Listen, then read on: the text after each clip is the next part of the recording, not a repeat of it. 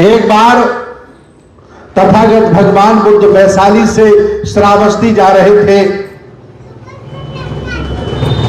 वैशाली से श्रावस्ती कोई ट्रेन नहीं थी, ना बिजली थी और ना हाईवे था। 1000 भंते लोगों के साथ तथागत बुद्ध वैशाली से श्रावस्ती जा रहे थे पैदल। और पहले तो जंगलों का रास्ता था, जंगल में चलते थे। तो रास्ते में एक जगह प्यास लगी। पहले पानी का स्रोत नदियां था, कोई समरसेबल नहीं था कि चटकनी दबाओ और पानी बाहर आ गया। वो भी कुआं होते थे, कच्चे कुआं। पक्के कुआं तो अभी बने, आपने वो देखे होंगे। कच्चे कुआं होते थे, नदी में पानी बहता था, वही हम लोग सब पीते थे। तो भगवान बुद्ध जब आधे रास्ते में पहुंचे तो रास्ते बोले प्यास लगी। सभी लोगों ने कहा कि जल पिया जाए। तो भगवान बुद्ध ने चारों दिशाओं में पानी लेने के लिए, मेरी बात समझ में आ रही है? मेरी आवाज आपके पास आ रही है? हाथ उठा के बताइए, ना पता चले मैं बोलता रहूं आप समझ ना पाए। अच्छा, मेरी हिंदी समझ में आ रही है? हाँ, मैं कोई बाहर का नहीं हूं, यहीं का हूं। हमें पता चले आप हिंदी भी मेरी ना समझ पाए। तो भगवान बुद्ध को प्यास लगी। 4 टीमें उन्होंने बनाई, 5-5 भंते लोगों की, अलग अलग दिशा में पानी लेने के लिए भेज दिया। 1 घंटा हो गया, 2 घंटे हो गए, 3 घंटे हो गए, 4 घंटे हो गए। पानी लेकर के बौद्ध भिक्षु वापस। पहले कोई मीटर तो होता नहीं था कि पानी कहां बह रहा है, ना कोई मोबाइल था, ना गूगल था, है ना, कुछ नहीं था। तो ढूंढ रहे हैं नदियां, लेकिन पानी नहीं मिला। 5 घंटे बाद एक टीम वापस आ गई, दूसरी टीम वापस आ गई, तीसरी टीम वापस आ गई, लेकिन पानी नहीं मिला। अब प्यास लगी, वो पानी ना मिले तो दुख होता है। ऐसी स्थिति बड़ी गंभीर थी। तभी 5वीं टीम, चौथी टीम भंते लोगों की पानी लेकर के आई। और उस समय लोहा स्टील भी नहीं होता था, लौकी के तुमे कोई कमंडल बना लेते थे या मिट्टी के बर्तन बन जाते थे, राजा महाराजा दान दे देते थे, उसी में पानी रहता था। बहुत दिनों तक तो चमड़े में पानी भर करके भारत के लोगों ने पिया है। पानी भर लेते थे, उसी में रखते थे। लेकिन बुद्ध ने चमड़े में मना कर दिया था कि चमड़े के बर्तन में कोई भंते पानी नहीं पिएगा।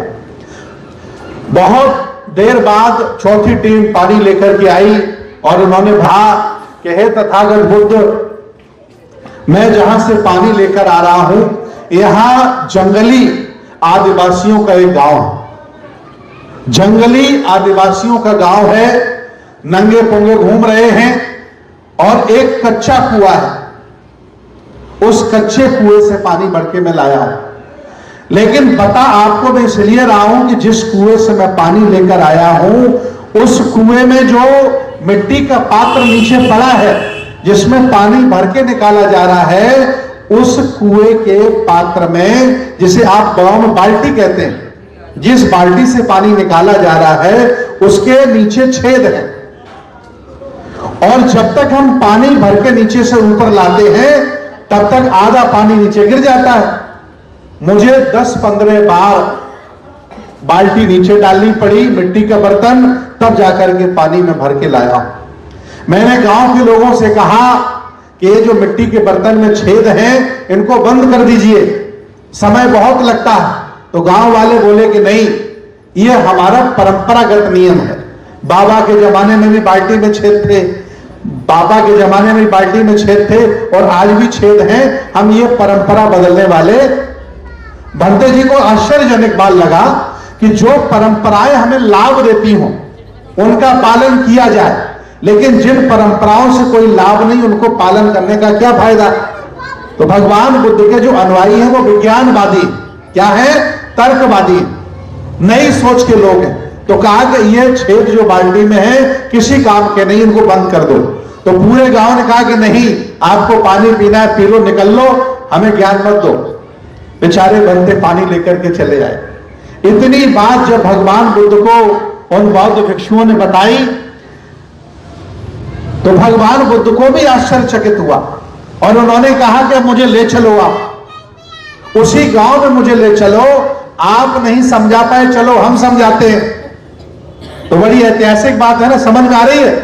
तो भगवान बुद्ध उनके साथ चल पड़े और 2-3 घंटे चलने के बाद वो बेचारे गरीब हमारे ही लोग रहे होंगे, आदिवासी जंगलियों का गांव आया। तो जब देखा कि एक ऐसा कोई सन्यासी आ रहा है, ऐसा कोई श्रमण आ रहा है जिसके साथ हजारों लोग आ रहे हैं, तो पहले गांव वाले सोचे कोई हमला तो नहीं कर दिया। पूरा गांव इकट्ठा हो गया बिना बुलाए। जैसे भी किसी गांव में हम चले जाएं तो हमें देखने के लिए लोग चले आएंगे, कोई बाबा आए चलो देख लो क्यों। और गांव वैसे भी लोग खाली बैठे रहते हैं, ताश खेलते रहते हैं, कोई काम धंधा है नहीं। ये दिल्ली तो है नहीं, घर आदमी काम में लगा है। गांव में जाइए अभी भी। तो पूरा गांव इकट्ठा हो गया, भगवान बुद्ध भी वहीं खड़े हैं। तो भगवान बुद्ध ने पूछा कि ये जो कुएं का आपका पात्र है, इसके आप छेद क्यों नहीं बंद कराते? तो कहा कि ये हमारी परंपरा है, हम इसे बंद नहीं करेंगे। तो भगवान बुद्ध ने पूरे गांव को संबोधित करते हुए, सभी बौद्ध भिक्षुओं को संबोधित करते हुए देशना दी, जिसे हिंदी में प्रवचन कहा जाता है, ज्ञान दिया, शिक्षा दी। क्या दी? भगवान बुद्ध ने समझाया कि एक व्यक्ति जीवन भर अच्छे कार्य करता रहे, बड़ी मेहनत करे और मेहनत से पैसा कमाए, पूरी मेहनत करे, मेहनत से पैसा कमाए पूरे जीवन भर, और कोई एक बुराई उसके जीवन में लग जाए। क्या? एक बुरी कमाई छोटे अवगुण से होकर के निकल जाती है। ऐसा है कि नहीं है? सारी जिंदगी आपने इज्जत कमाई, आपने अपना चरित्र बचा के रखा, खूब पैसा कमाया, और आप में बुराइयां आ गई, आप में दुर्गुण आ गए, तो सारे जिंदगी की कमाई आपकी बर्बाद हो जाती है। तो भगवान बुद्ध समझाते हैं कि जिस तरह से आप समय खराब कर रहे हो, पानी भर रहे हो, और छोटे से छेद की वजह से आपकी पानी आपका निकल जाता है, वैसे ही जीवन में चाहे जितने अच्छे कार्य करो, अगर एक बुराई आ जाती है तो जीवन हमारा बर्बाद हो जाता, तबाह हो जाता है। लिहाजा ये छेद परंपरा लायक नहीं है। ये जो बाल्टी का छेद है, ये परंपरा बनाने लायक नहीं है, और ये गर्व करने लायक नहीं है। इसको बंद किया जाए। भगवान बुद्ध की बात मानकर गांव के लोगों ने तुरंत नया पात्र डाला, और जब नया पात्र डाला तो बहुत कम समय में पानी निकलने लगा, क्योंकि छेद उसमें नहीं रहे थे। वैसे ही भगवान बुद्ध का धर्म है, जो व्यक्ति यहां आ जाता है वो बुराइयों से मुक्त, अवगुणों से मुक्त हो जाता है। इसलिए भगवान बुद्ध का धर्म जरूरी है। पूरे गांव के लोग बात माने, और बाल्टी के छेद हमेशा हमेशा के लिए बंद हो गए, और पूरा गांव भगवान बुद्ध का क्या बन गया? अनुयायी बन गया, शिष्य बन गया। तो अच्छी बात की इज्जत तब भी हुआ करती थी, और अच्छी बात की इज्जत हो सकता है कि बुरे लोग ज्यादा हो गए हों आपकी नजर में, लेकिन मेरे मन में ऐसा नहीं है। आज भी अच्छे लोग ज्यादा हैं, लेकिन अच्छे लोग इकट्ठे नहीं है, तो गुणों में बटे हैं, इसलिए बुरे लोग हावी हो गए अच्छे लोगों के ऊपर। इस तरह